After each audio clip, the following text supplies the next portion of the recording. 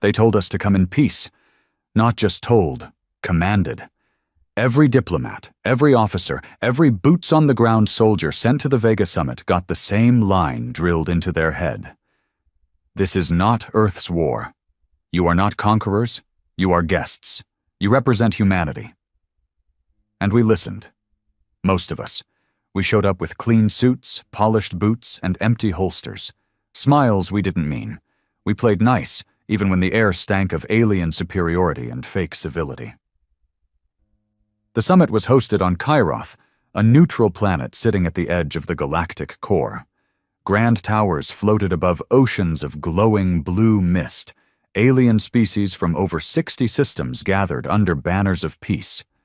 And there we were. Humanity, the newcomers, the unpredictable variable, the species no one wanted to admit they feared. They called us primitive behind closed doors. Said we were reactionary, emotional, too unstable for interstellar politics. They smiled to our faces and warned their children about us behind our backs. We kept our mouths shut. We followed protocol.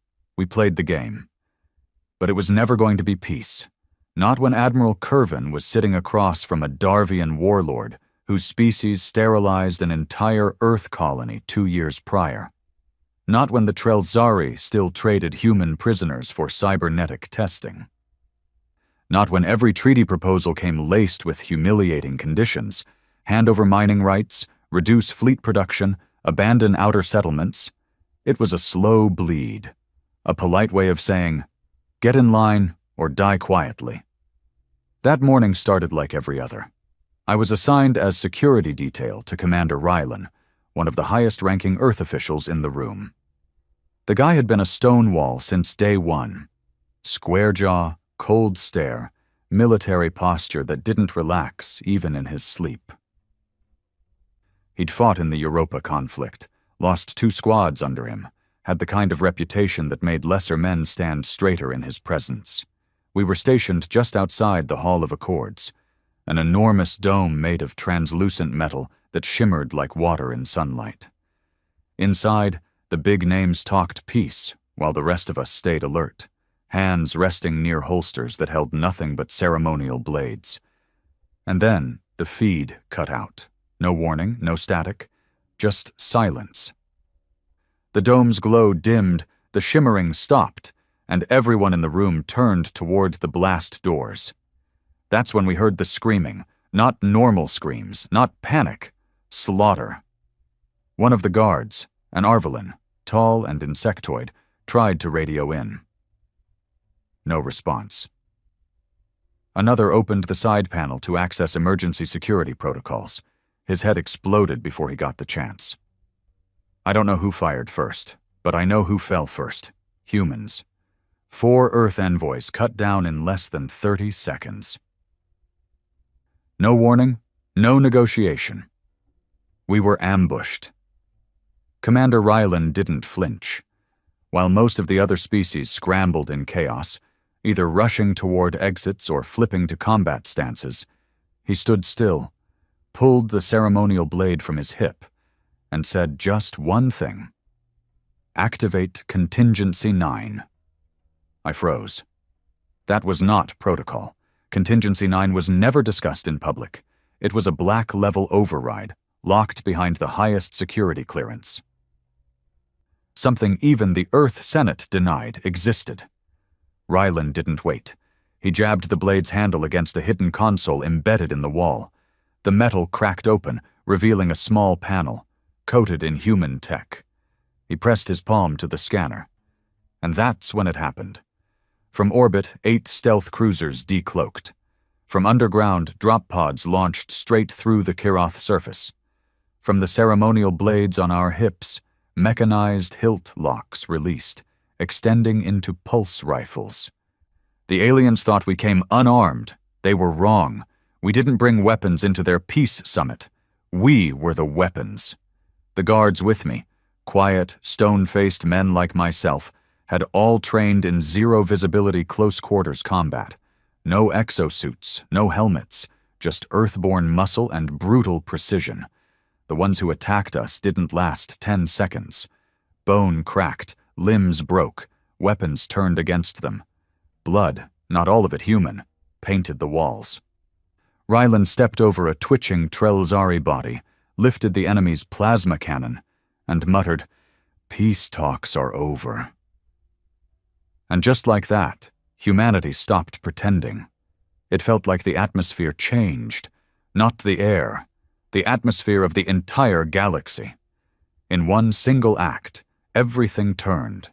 The whispers that had followed humanity around, the rumors, the fear, the suspicion, they all clicked into place. The gloves were off. Ryland didn't speak again. He didn't need to. The command had been given. Contingency 9 wasn't a tactical response. It was a message. Not to the aliens, not even to our allies. It was a message to us. No more pretending. I followed him through the broken blast doors, pulse rifle locked and charged. The alien alloy hissed and burned from plasma burns and explosive rounds. Kairoth's interior security had been overrun in seconds. By us. They didn't even know we were embedded beneath the summit. Hundreds of operatives, men and women stripped of identity, surgically enhanced, trained in deep shadow programs no civilian knew existed. Their records didn't exist. Their orders had been waiting for years.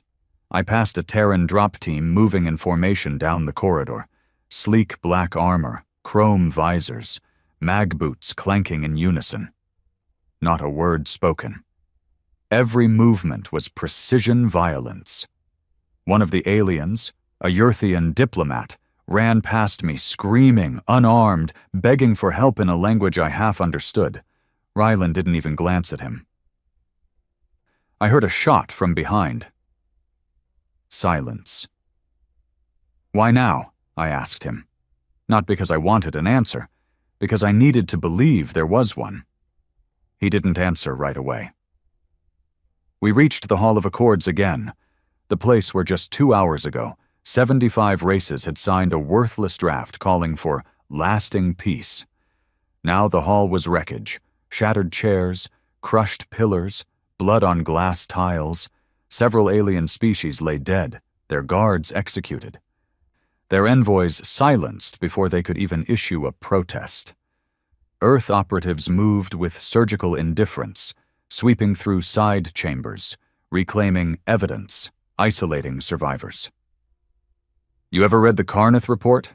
Ryland finally asked. I frowned. "That classified file? Level Omega?" He smirked. "It's not a file. It's a lie. The Carneth massacre didn't go down the way they told you. You think humanity's paranoid?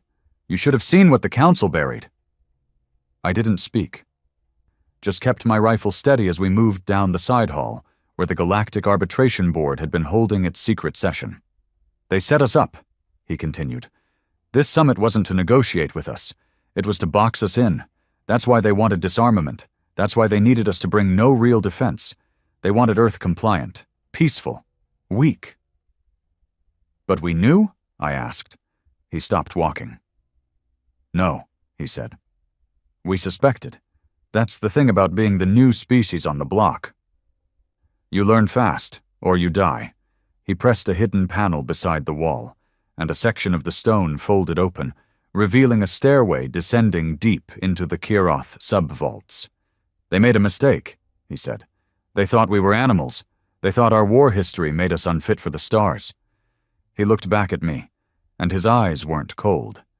They were calm, steady, controlled. They didn't realize we remembered what they tried to do. I didn't understand that last part. Not then. But I followed him down the stairs anyway. In orbit, the rest of the galaxy was watching and panicking. Kiroth was never meant to see conflict. It had no weapons grid, no planetary defense systems. That was by design. Neutrality, they said. A place beyond war. They didn't consider that we might bring the war inside. The stealth cruisers that decloaked above the planet weren't ordinary military assets. They were part of Project Iron Vow, Earth's Black Fleet initiative. Ships that had no heat signatures, no ID tags, no registered crew. Ghost ships, untraceable, Unaccountable, unstoppable. They hadn't fired a single shot. They didn't need to. The threat alone brought galactic fleets to a halt. Kairoth's orbit was now surrounded by dozens of ships, from the Zellian Armada, the Darvian Syndicate, the Union of Vark, and none of them dared approach.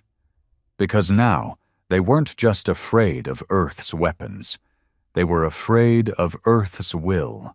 Back in the sub-vaults, Rylan and I reached a security chamber buried under miles of stone and alloy. A dozen alien guards were stationed there, all heavily armored, confused, weapons half-drawn. I stepped forward to de-escalate. Rylan shot first. The room exploded into chaos. I dropped 2 before they even turned their weapons.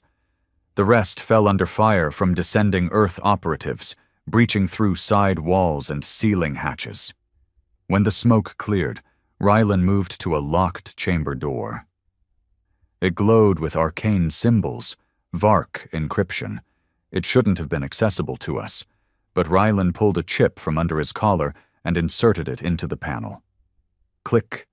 Open. Inside was not a war room, not a vault, a prison. And what I saw inside that room shattered any lingering belief I had in the summit's purpose. There were children, human children, dozens, maybe more. They weren't in chains. They weren't bloody, but their faces were pale, eyes sunken, movements robotic. I stepped inside. One boy looked up at me, blinking slowly, and whispered something I didn't catch. He looked no older than 10. "What is this?" I asked. Rylan didn't answer right away. He walked through them like he knew them. "These were the survivors from Stellan Prime," he finally said. I blinked. That colony was wiped out. No survivors. "Yeah," he said. "That's what the report says, because the Council made us write it that way." My stomach turned. Stellan Prime wasn't just a random colony. It was one of Earth's first successful joint planet settlements. Engineers, families, scientists, over 5,000 souls. Officially, the story had been sabotage by pirates. Total destruction. Earth wasn't allowed to retaliate because of Council jurisdiction. But they hadn't all died. Some had been taken, used, studied, silenced, and now they were here, beneath the so-called Hall of Peace. And we were the only ones who knew. Outside the chamber, panic was spreading. Alien media outlets were broadcasting the incident live, skewing the story, spinning us as aggressors. Earth assaults Kairoth. Human betrayal unfolds. Diplomacy ends in blood. Didn't matter. The footage couldn't be faked. The Council had lied. The host races were complicit. Their peace was a lie wrapped in genocide, and we were done playing nice. Rylan gave the order. Broadcast it all. The feeds went live. We didn't hide it, didn't edit it. We showed the children. The hidden prisons, the alien experiments. We showed the symbols, the locations, the Council seals, and the galaxy watched in silence. It wasn't over. As we extracted the survivors, the Council deployed their elite enforcers, not soldiers, but enforcers of silence, the Order of Harmonics. They weren't bound by race or planet. They served the Central Council. Their job was simple: erase anything that threatened the image of order. They appeared through wormholes, 11 of them. Clad in silver bioarmor, weapons humming with high-frequency energy, they didn't issue demands. They attacked. We lost 20 men in the first strike, but they underestimated us again. They didn't know we'd studied them, mimicked their weapons, trained against simulations modeled off their techniques. We didn't outgun them. We outlasted them. I watched Rylan duel one of them alone. The enforcer moved like lightning, silent, flowing, cruel. Rylan fought dirty, headbutts, elbow strikes. Distraction feints. When the enforcer finally went down, Rylan didn't pause to celebrate. He reloaded, Outside, the council finally broke silence. They called for Earth to stand down, to cease all further violence, to submit to inquiry. Rylan laughed when the message came through. He walked to the central broadcast node, blood dripping from his jaw, and said just 2 words. No. Then he shut the feed off. We weren't there to conquer. We weren't even there to avenge. We were there to remind the galaxy of one simple thing. Humanity doesn't forget. You sterilize our colonies? We remember. You take our children? We remember. You sit at tables pretending peace while hiding our dead beneath your halls? We remember. And when we remember, we bring hell with us. As we finished extraction, Rylan received a transmission from Earth High Command. They didn't stop us. They didn't apologize. They simply confirmed the activation of Protocol HFY. That meant one thing. We weren't just retaliating anymore. We were severing ties. The Earth government was withdrawing from all galactic treaties, disbanding council recognition, and entering into autonomous military mode. Every Earthborn ship now operated under war doctrine. Every soldier was cleared for action. Every colony was advised to fortify. And every species watching the stream now understood. Peace was their game. But survival, that's ours. The last child stepped out of the vault, holding Rylan's hand. The boy looked up at him and asked, "Are we going home?" Rylan didn't smile, but his voice didn't shake either. "Yeah, kid," he said. "You are." He let go of the boy's hand and turned to me. "We've done enough damage here. Let's go." I nodded, still shaken, still processing. I wasn't sure if what we did was justice or vengeance, but I knew one thing for sure. We didn't start this war, but we sure as hell were going to end it. The galaxy didn't take our silence lightly. Within 3 standard hours, Council worlds were in full diplomatic lockdown. Border patrols doubled. Trade routes were suspended. Earth was labeled a rogue actor, and a red alert was placed on every known human vessel, military or civilian. They called us the Broken Species. It was ironic, really. We'd done everything to be civil. We'd joined their councils, signed their treaties, played by their rules, even when those rules led to our people getting slaughtered. Now that we finally stood up, they called us dangerous. They called us mad. They didn't call us wrong. Back on Earth, the sky was clear. A strange thing, considering we were now at war with half the known universe. But that's the thing about Earth. We've always lived with threats overhead. We never needed peace to survive. We only needed time to prepare, time to build. And we had done just that, for decades. The public didn't know. Not fully. Most thought the military buildup was just precautionary. Most thought the stories of Project Black Halo were tinfoil-level nonsense, until the Gavel transmission. That was the turning point. The Gavel transmission came from a planet called Dershan 2, a mid-sized council world home to over 4 billion inhabitants. It wasn't a military world. It wasn't even strategic. It was symbolic. That's where the council had announced, live on broadcast, a vote of condemnation. Every race's ambassador, gathered in ceremonial robes, publicly declared humanity as a hostile force and authorized military intervention. They made it look righteous. They made it look clean.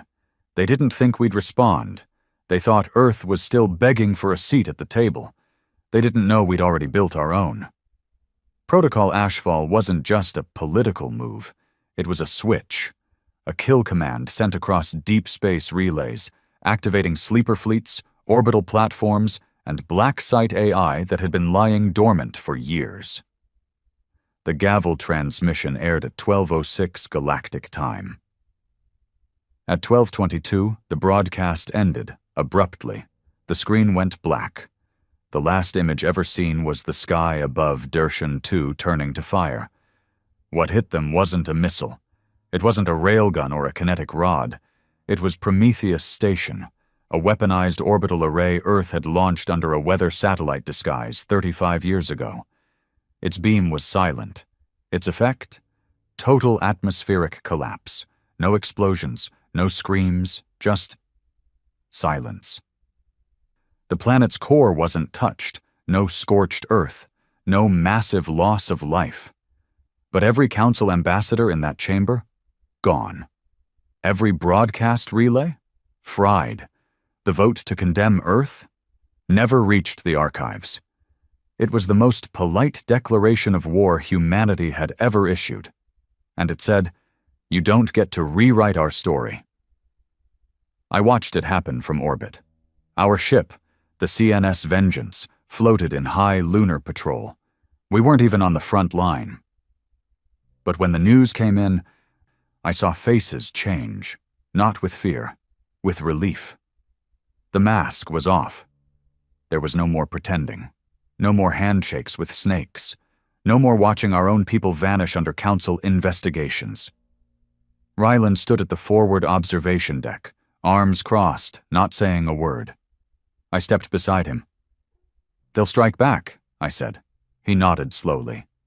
"They already are." The retaliation came hard. The Darvian Syndicate was first. One of the Council's elite military arms, specializing in orbital disruption and nerve gas infiltration. Their message was simple. You crossed a line. We received word that a human listening outpost on the outer edge of the Far Reach, the Vega 17 array, had gone silent. Last report mentioned incoming Darvian warships. The outpost wasn't armed. It was a relay station, just 37 staff, all gone, vaporized. The Darvians even left a message. Their sigil burned into the orbital dust cloud, visible to any passing vessel. They wanted to humiliate us. They didn't know what we'd buried in Silo 6. Silo 6 wasn't a ship. It was a man. Codename: Kane, one of Earth's black-class operatives, genetically sculpted, cybernetically enhanced, trained beyond human limitation. A one-man warhead. Kane wasn't stationed on Vega 17.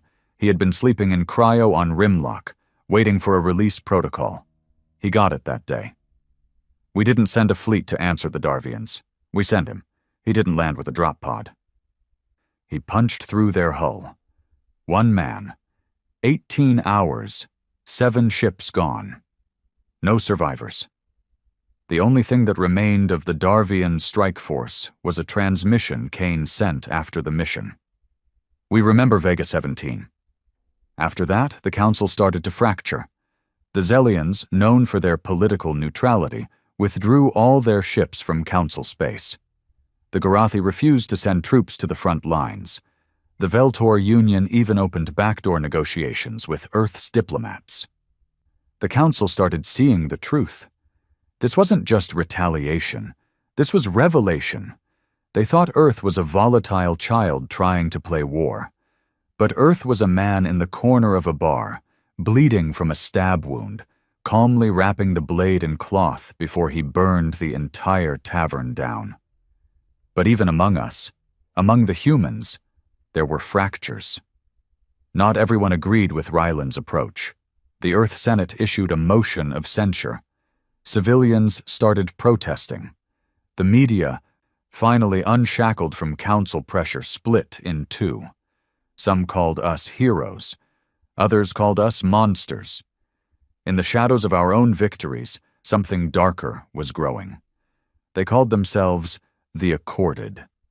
A splinter faction made of human politicians, former ambassadors, ex-council sympathizers.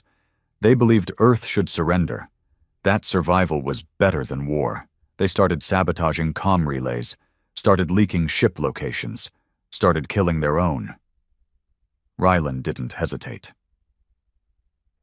He declared them enemies of Earth. We hunted them like rats. Not because they disagreed, but because they chose the enemy's side in a war that wasn't about pride. It was about memory. We remembered what the galaxy tried to do to us, and we weren't going to let our own kind help them finish the job. I remember the night we caught the leader of the Accorded, Minister Raylan Corvex, former Earth Council representative. He was hiding in the wreckage of an orbital relay, sending coordinates to Darvian warlords. Rylan walked into the cell himself.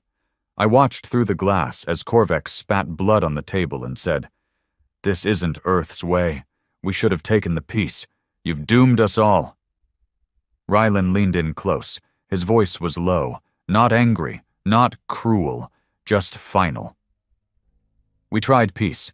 We begged for peace. You know what they gave us?" He leaned back. "They gave us a mass grave and a hollow treaty." He walked out. The airlock opened 10 minutes later. Corvex never got a funeral. He got a lesson.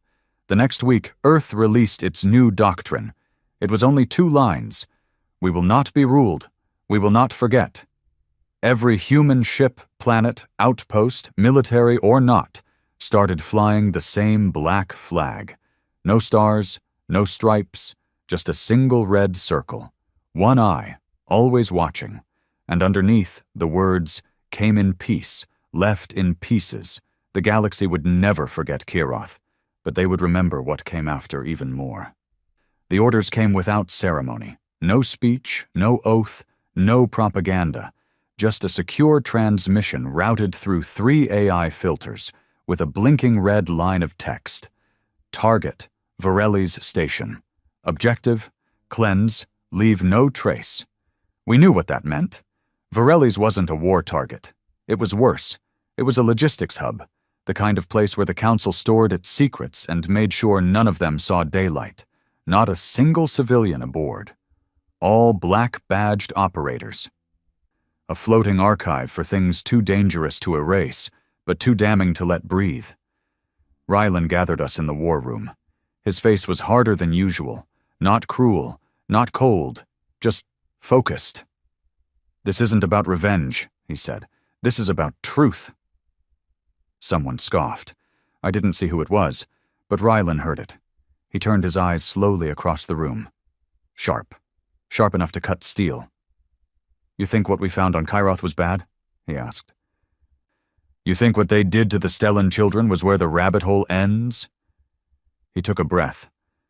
"Varelli's is where it begins." That was all we needed. We didn't need to understand the mission.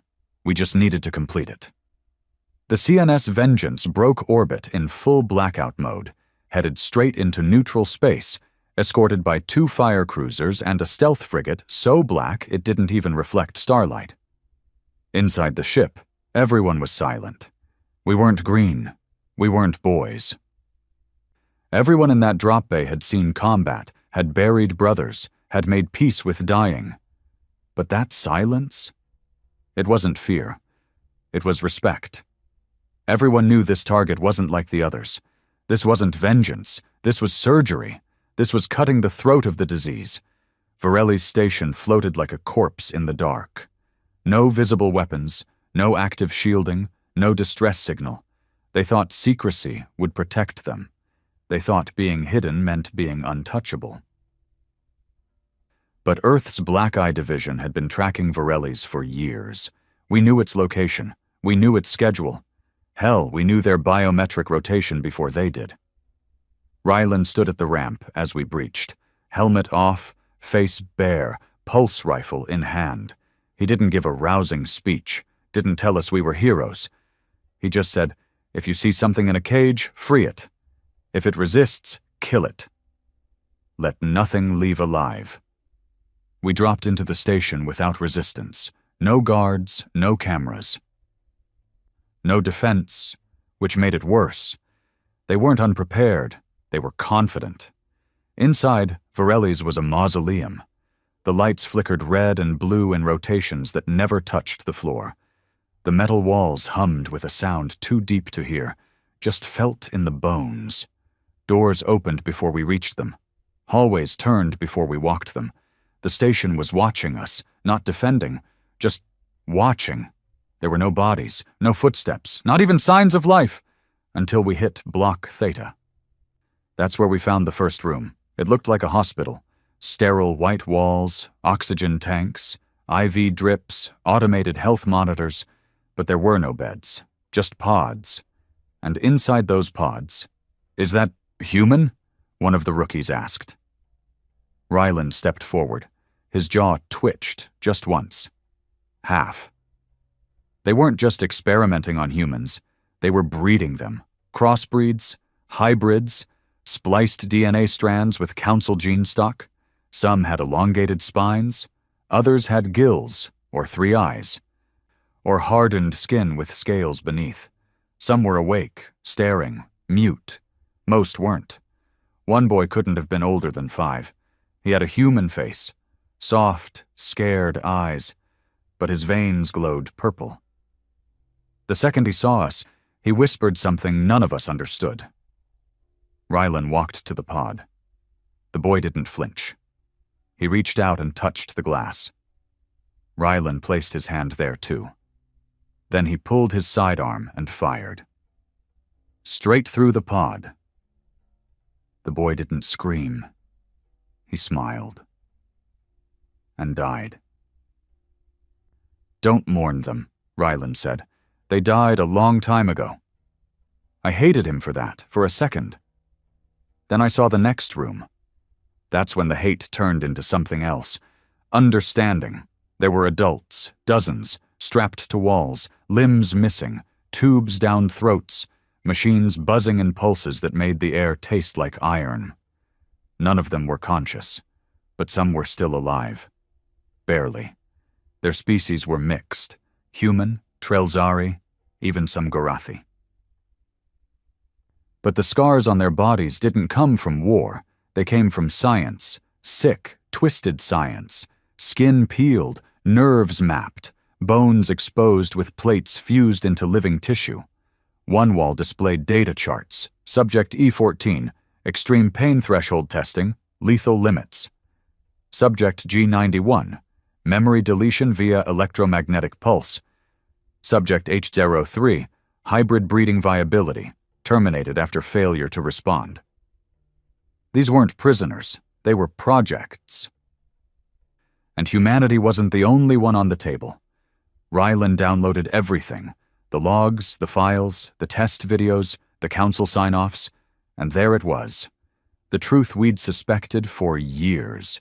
The council didn't exist to protect the galaxy. It existed to manage it, control it. Genetically, politically, physically, they weren't a governing body. They were a farm. And we? We were livestock. The order was given. No survivors, no evidence. Burn it all. We planted charges, cleaned the systems. Took every log and scrubbed the rest. But just as we reached the evac point, alarms rang. Not station alarms. External. Something big was coming. The sensor tech looked up from her display, pale-faced. "It's a Zarin dreadnought." We froze. Zarins didn't respond to council orders. They didn't send ships unless it was to annihilate. And that meant only one thing. The council hadn't sent them. Someone else had. We barely got out. The Vengeance had to break 6 emergency protocols to open a wormhole from inside the gravitational boundary. The Zarin dreadnought didn't follow. It didn't need to. We saw it fire just before the breach took us. Varelli's station and everything inside it was gone. Not disabled, erased. And every council race watching that sector suddenly realized Earth hadn't overreacted.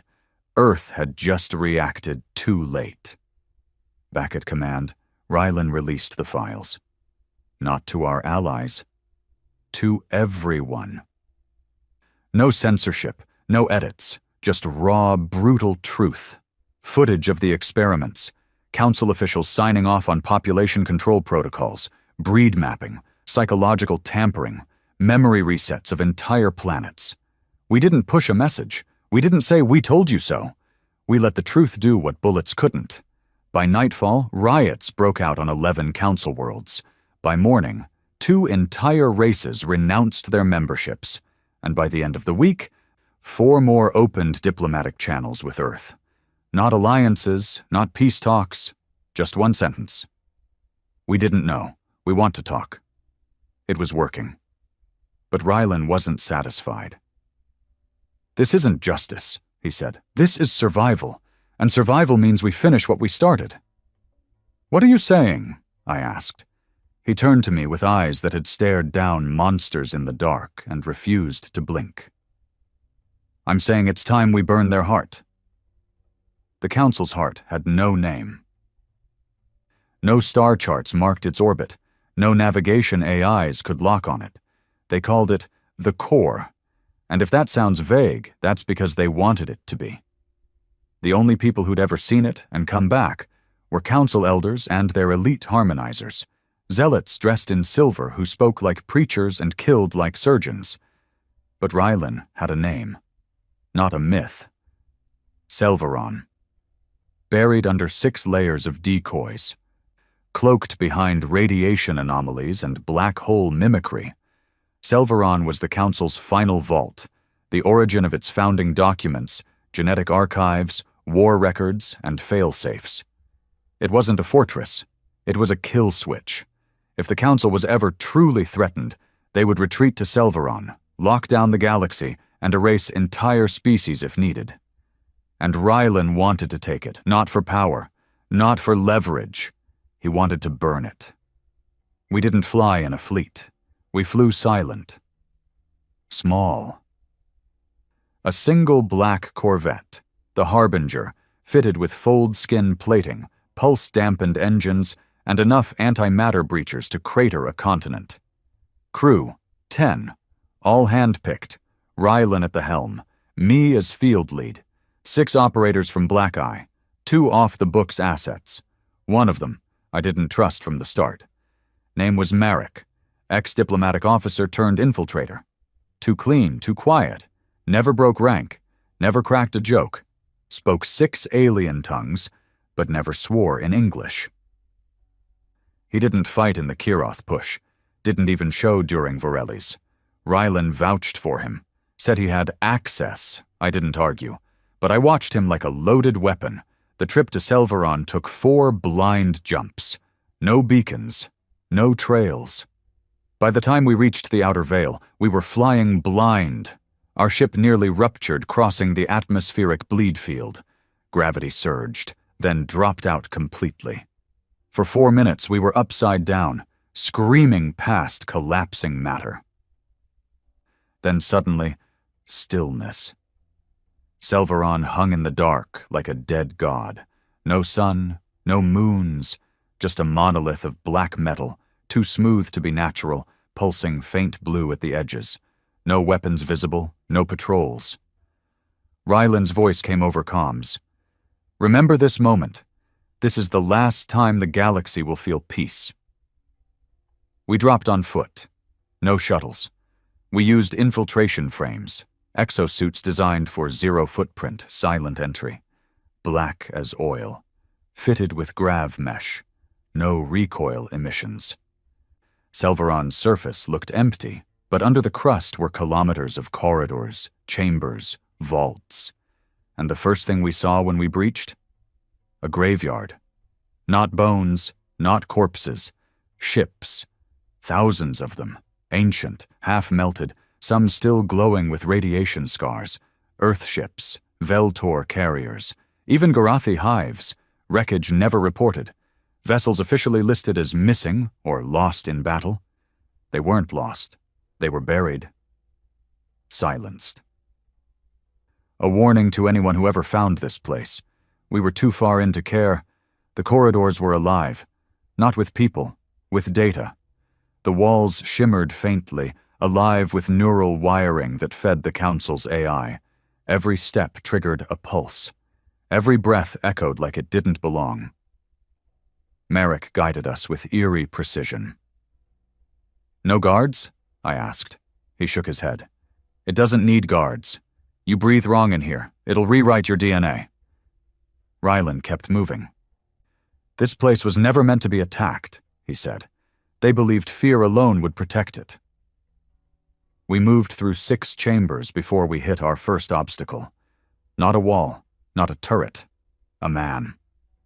He stood in the center of the passage, silver robes, armored spine, eyes like liquid metal. No weapon. We raised ours anyway. He didn't flinch. "Turn back," he said calmly. "Your species is not authorized here." Ryland stepped forward. "Neither was yours when it arrived." The harmonizer smiled. "Difference is we learned to obey." "I'll say this." He moved fast, faster than anything I've seen.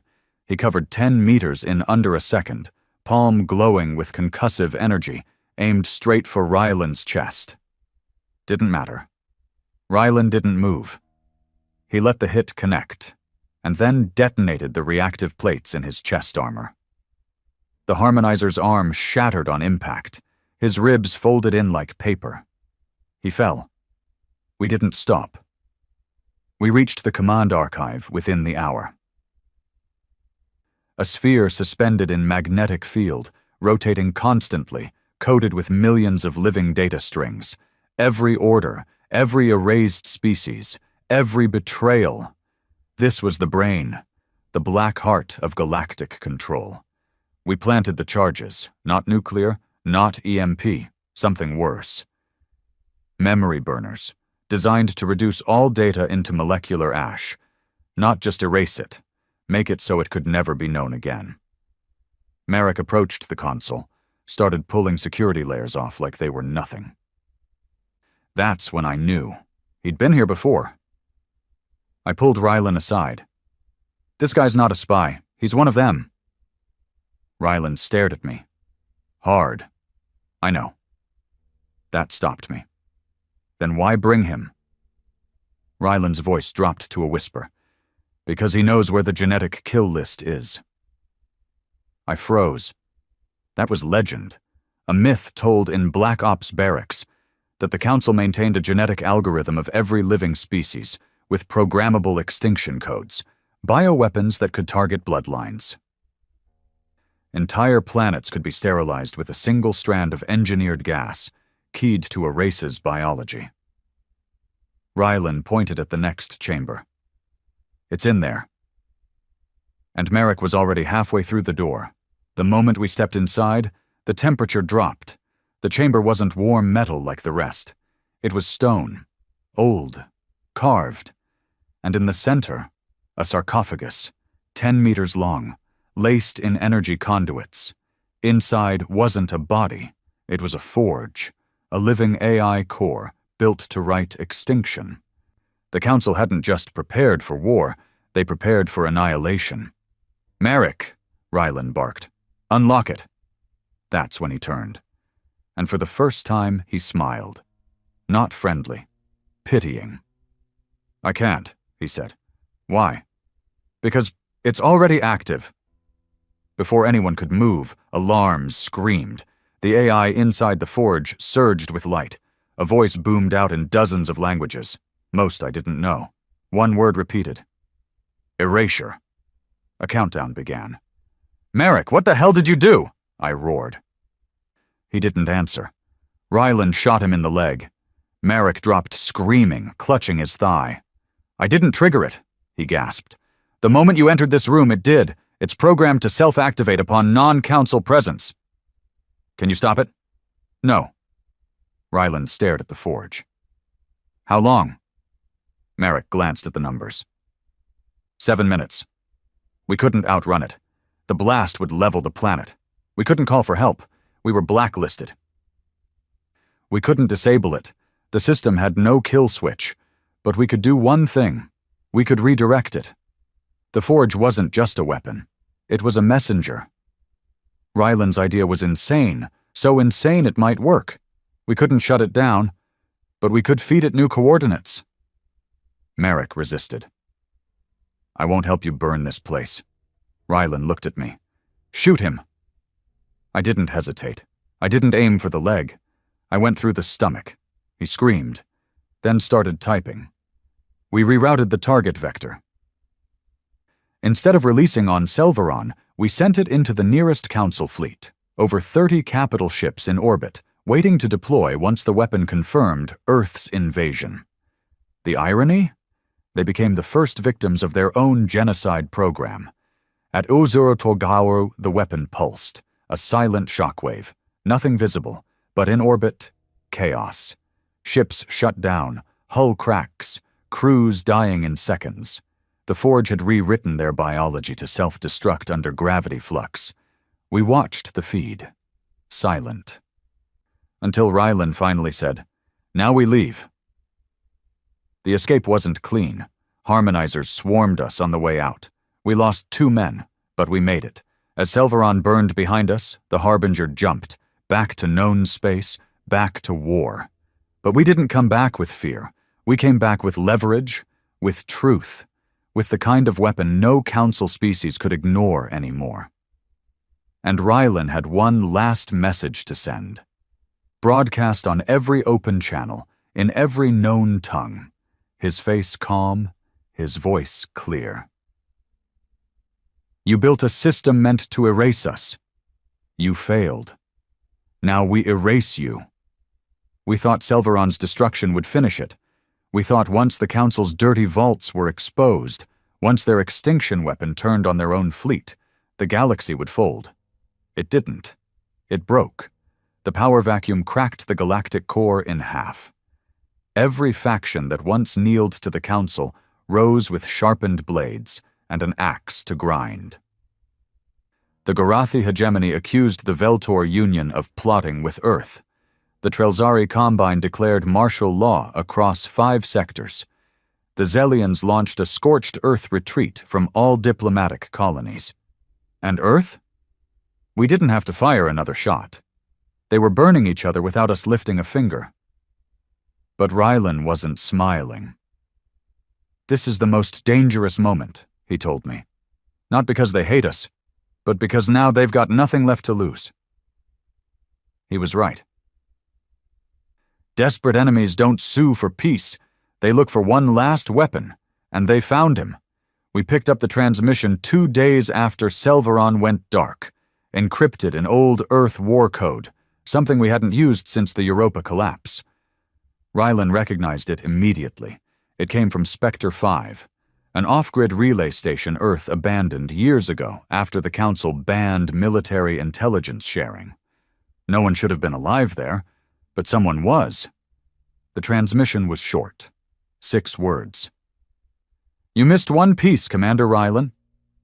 No name, no coordinates, just a dead channel, and a voice Rylan hadn't heard in over a decade.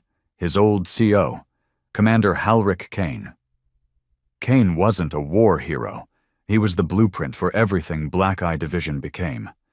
He trained Rylan, built him, broke him, turned him from a soldier into a ghost. He was brilliant, unforgiving, precise.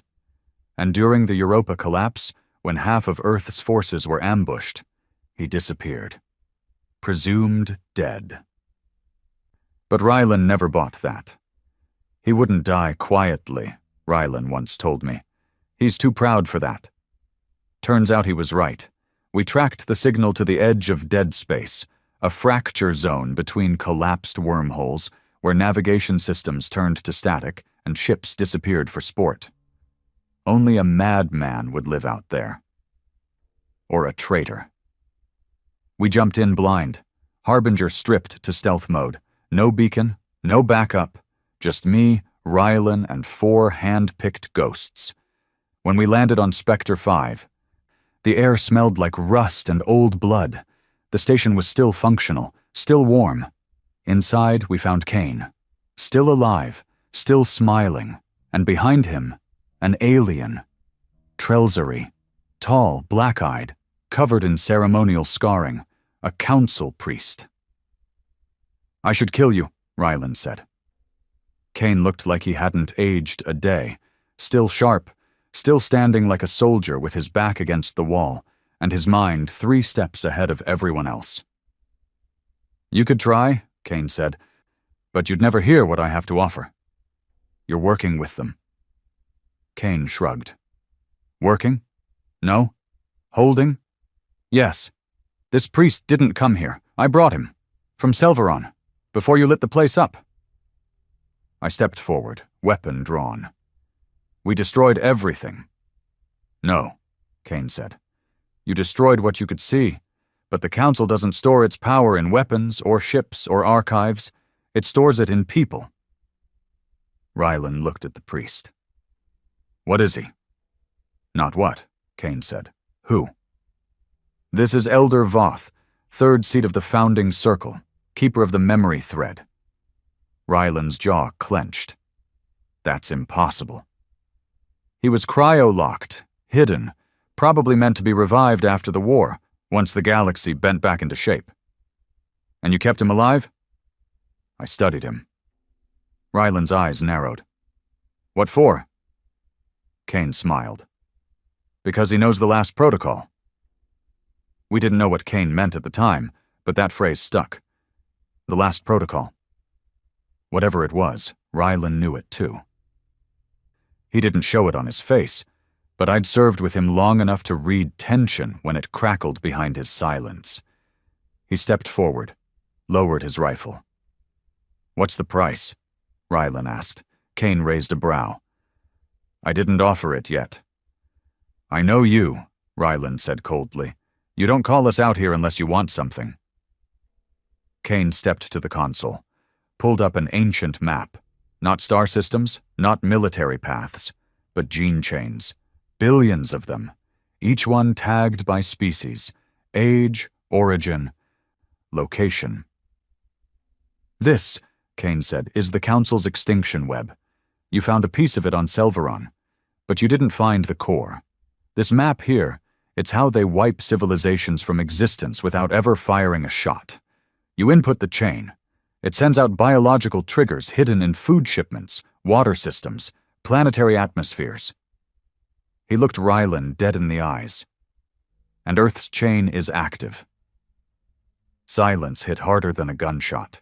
Rylan didn't move. What do you mean, active? I said. Kane zoomed in on a cluster of chains. One glowed red. Someone triggered Earth's kill sequence 12 hours ago. Slow burn release. Starts in fringe colonies. Spreads back to Terra. Full collapse within 3 months. No, I said. We destroyed the system.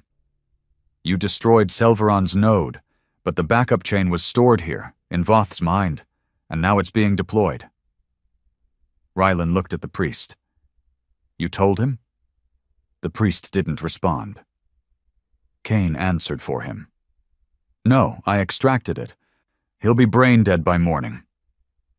I wanted to put a bullet in Kane's head right there, but Rylan raised a hand. Why tell us? Kane smiled. Because I know you. You'll fight anyone, even fate. And right now, Earth doesn't need another war. It needs a cure. He turned to the screen. There's a vault in the Oran depths, hidden under the oceans of an abandoned gas giant. It contains the original genome Earth was seeded with, before the Council laced it with sterilizers. You get that genome, you can reboot your people, bypass the kill sequence. And what do you want in return? Rylan asked. Kane's voice turned cold. I want the Council's last AI, the one hidden in Drexus Prime. You've seen what the Council is capable of, but the AI, that's the key to rebuilding.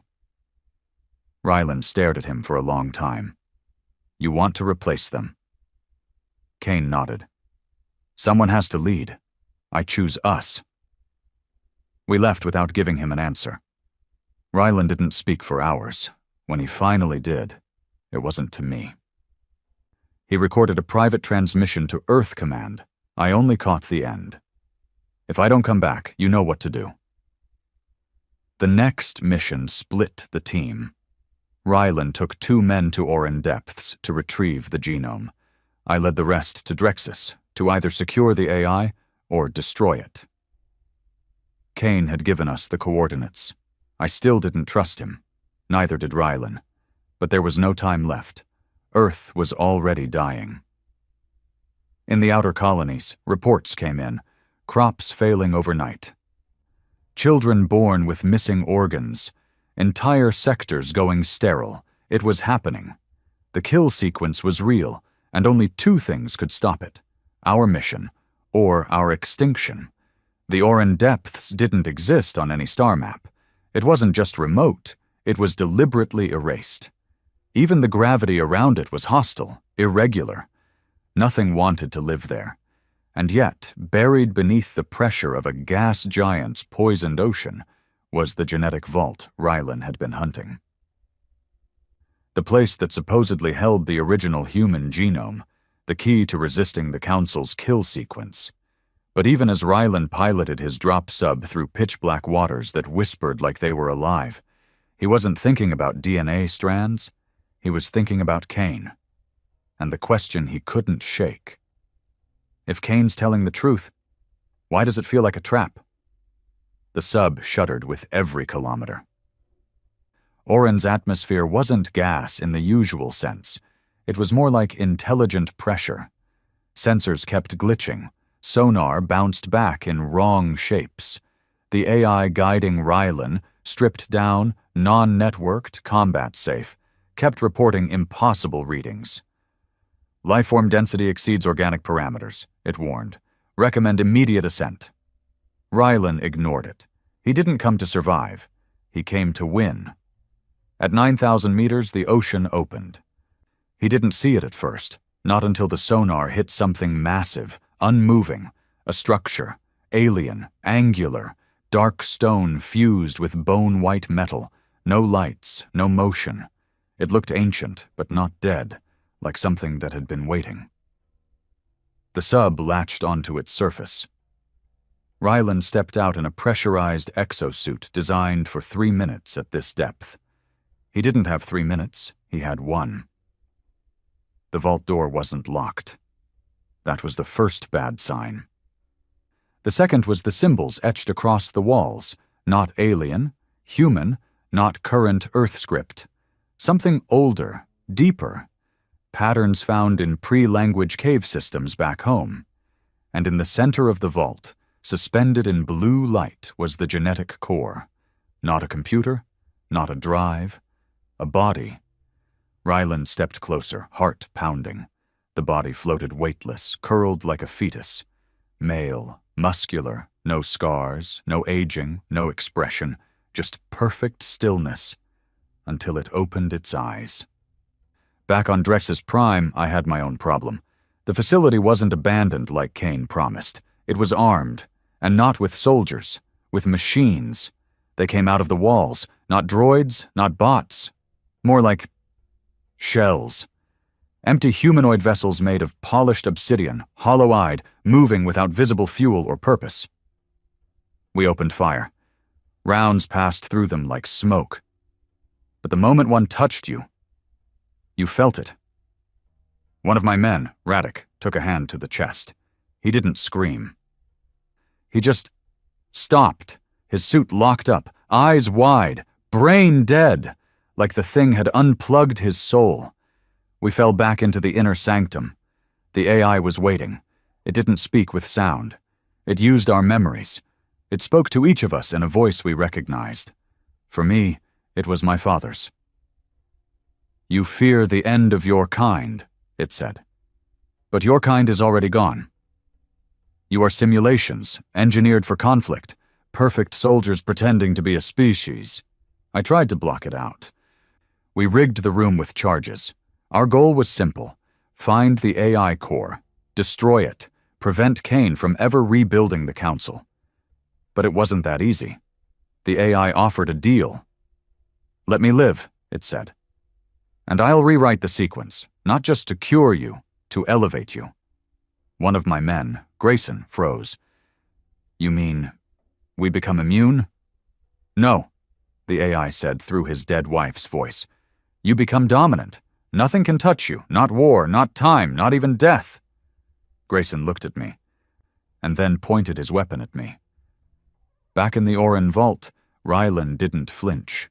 The floating body, the genetic original, drifted toward him, eyes wide.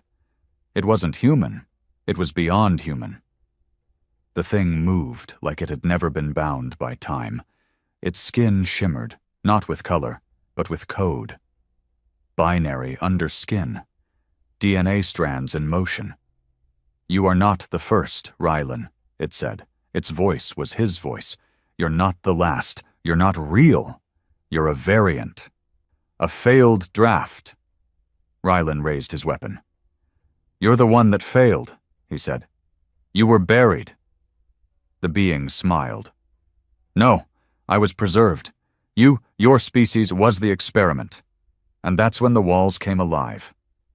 Back on Drexus, Grayson fired. I dove right, shot him clean through the visor. The rest of the team opened up. The shells shattered like glass. The AI screamed, not in fear, in fury. You chose extinction. The floor collapsed. We dropped into a chamber of data spires, glowing with memories. Not just information, records of every erased species, and one of them was us. Humanity had already been cataloged for deletion 1,000 years ago. The only reason we survived? A glitch. A single digit off in the Council's genome database had labeled us non-viable for extermination. We weren't meant to live this long. We were a broken line, an error. And now the AI wanted to finish the job. On Orin, Rylan fought the creature hand to hand. Bullets didn't work. Blades didn't cut. He turned off the exosuit, dropped his own protection. Let the pressure crush his lungs. Let the blood fill his ears. Let the ocean try to take him. And as the thing grabbed him by the throat, Rylan did what only a man who refused to die quietly would do. He smiled, pulled the microcore from his glove, and stabbed it into the thing's chest. A DNA destabilizer, meant for council hybrids. The thing screamed. Not in pain, in shock. It had never been wounded before. Rylan said 2 words before the vault collapsed. You're not God! I planted the charges. The Drexy's AI begged, not with voices, with memories. My daughter's laughter, my mother's hand on my shoulder, my first steps on Earth soil. The AI played my soul like a piano. But I'd seen Earth's children born without lungs. I'd seen colonies starve without cause. I pushed the button. The world went white.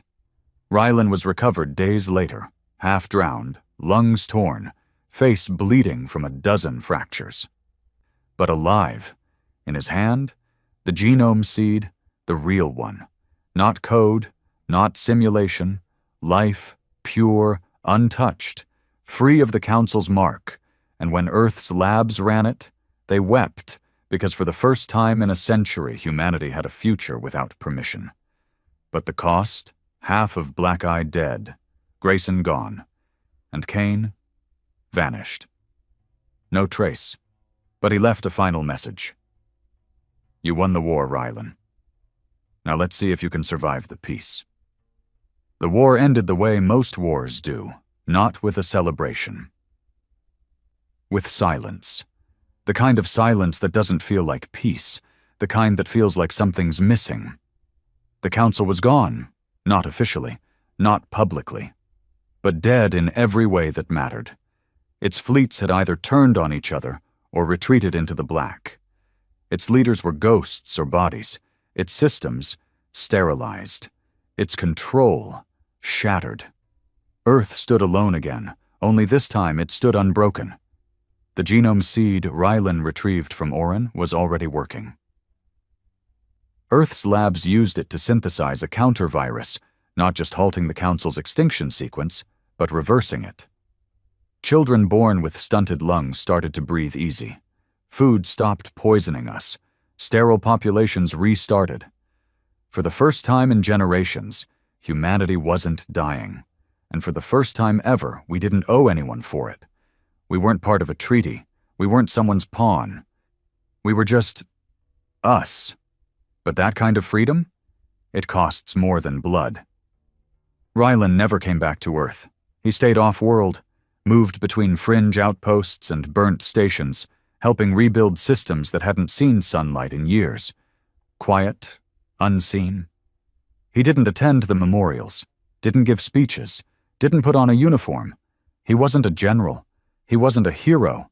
He was just a man trying to disappear in the noise he'd helped create. And I understood why. Because when you win a war like this, when you survive this much, people stop seeing you as human. They see you as legend, and legends can't rest. I found him 3 months after Drexus, a no-name outpost on the edge of the Axiari belt. He was drinking synthetic whiskey and watching a storm crawl over a frozen moon. No guards, no armor, just Rylan, still breathing, still haunted. I sat beside him and didn't say a word for 20 minutes. When he finally spoke, it wasn't to me. It was to the ghosts. I still hear them. I didn't ask who, because I already knew. He broke the silence again. Hours later. "The war didn't fix us," he said. "It just bought us time." I nodded. He turned to me, dead eyes sharp under tired skin. "And what do we do with that time? That's the real question." I didn't have an answer. But Kane did. He came back the way he always did. Uninvited. Broadcasted across secure Earth channels.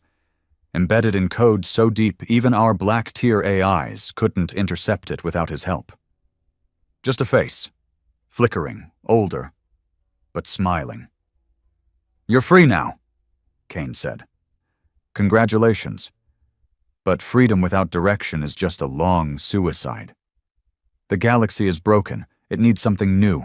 Not another council. Not another chain of command. It needs us." He paused. "You have the tools. You have the fear. You have the power. Now finish it." He didn't say how. He didn't say where. Just closed with a whisper. "Or someone else will." That night, Earth's provisional government held a vote. Reconstruction Authority, a proposal to establish a new central body to organize post-council relations and defend Earth's interests. On paper, it looked harmless. A diplomatic committee, a watchdog. But I saw the framework. So did Rylan. It was a council by another name. Earth was following the same steps, centralizing control, writing laws in fear, managing other species for safety. We'd fought like hell to break the leash. Now we were braiding a new one. Rylan said nothing in public. But behind closed doors, he had one last plan. It wasn't political. It wasn't legal. It was surgical. One night, 48 hours before the reconstruction vote, every critical data terminal tied to the authority was destroyed by a cascading worm. Not wiped, not hacked. Melted. The virus used ancient council code embedded in the very genome files we recovered from Orin. Only one man could have known it was there. Rylan. When the public found out, they demanded accountability. When the provisional government tried to arrest him, he was already gone. They called him a rogue, a terrorist, a traitor. But the people on the ground, the colonies, the soldiers, they called him something else. The one who kept us human. Because in a time when power was free for the taking, Rylan chose not to take it. A year passed. Humanity didn't collapse. It adapted. Different systems took root. Trade routes opened again. Former council worlds reached out on their own terms. Without treaties, without coercion. We weren't their rulers. We were their equals. The galaxy started learning what we already knew. Freedom isn't safe, but it's real. I never saw Rylan again, not in person, but every now and then, a fringe colony would report an old man helping build a generator, a stranger with dead eyes and scars who never gave a name. Sometimes a council loyalist would try to re-establish order, and that stranger would end up in the shadows, just watching. Reminding them, Earth remembers. Kane? No one knows where he went. Some say he's building something, a society, a doctrine, maybe even a new council of his own. Others say Rylan found him first, and finished it. Me? I think Kane's waiting, not to rebuild the past, but to test the future, to see if we'll make the same mistake, or finally walk a different path. As for Earth, we still carry weapons, still train soldiers, still watch the stars, because peace isn't a promise, it's a post. And someone has to stand it, so we stand. Tired, bloody, but alive. Because when the peace talks failed, the galaxy thought we came unarmed. They thought wrong. We were the weapon. And now? Now we're something even more dangerous. We're free.